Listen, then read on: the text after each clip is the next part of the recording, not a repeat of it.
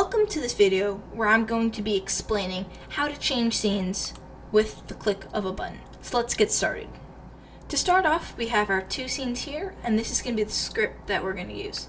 Before we get into coding the button, first make sure that you go to File, Build Settings, and that you add the scenes that you're going to be using.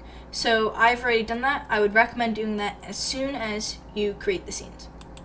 So inside of our canvas for scene 1, we are going to create our button, right click, UI, button. I'm not going to worry about the looks of the button or the position right now. Then, if you haven't already, make sure to click right, create a C# script. I've already done that. I've named it scene change. And here it is. Before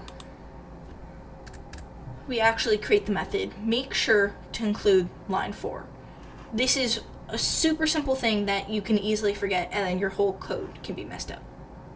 Now we are creating a method that we are going to call when we click the button.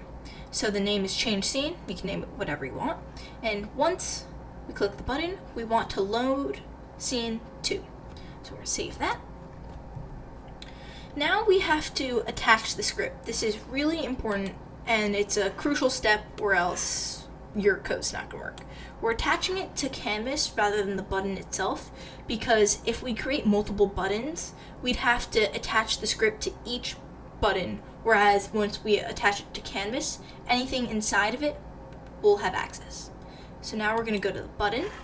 We're going to scroll down. Now if you see here, it says on click. So whatever is listed here is going to happen once we click that button. In this case, it's currently empty, so we are going to add a command. So we are going to go to scene and select our canvas, which is where we just uploaded the script. No function. Instead, we are going to select the name of the script, which was scene change, if you remember. And then we're going to go down to the method name, change scene. So now, once we click play,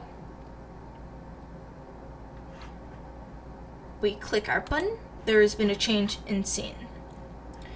Thank you so much for watching this video. I hope you have learned something that you can implement into your own project.